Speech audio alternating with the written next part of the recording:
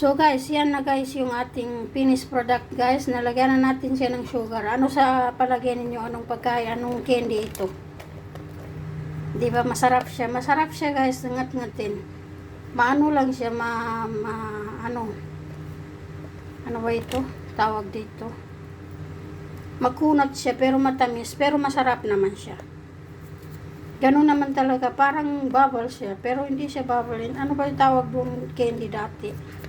Balat ng watermelon guys ay pwede natin itong gawin, balatan natin para gawin natin candy.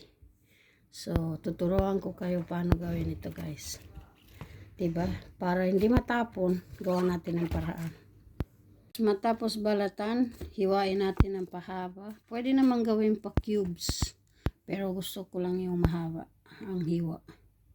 Pagkatapos ko hiwa-hiwain, hugasan natin yan, ibabad sa sugar hanggang umaga, saka natin siya lutuin. May idea na ba kayo kung paano ko gawin yan candy?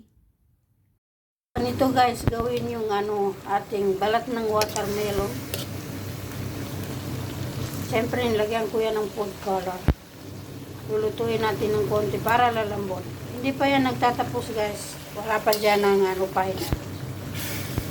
So, i-update ko na lang kayo mamaya. Para hindi masasayang ang ating balat ng watermelon, gawin natin candy para naman mapakinabangan, di ba?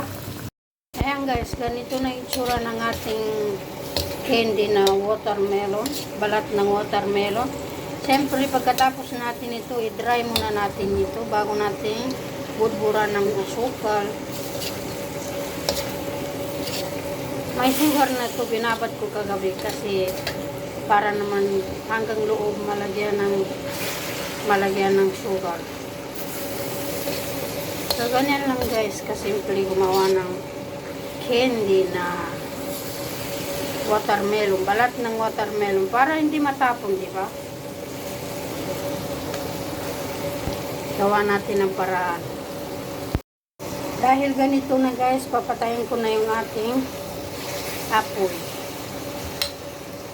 Guys, nilagay ko na sa tray. Ilalagay ko muna yan sa oven ng konti para tumikas ng konti. Okay? Lagyan natin ng sugar guys para didikit yung sugar. Maano na siya. Mahirap na tanggalin. Dumikit na kasi. Ito na yung finished product ng ating balat ng watermelon.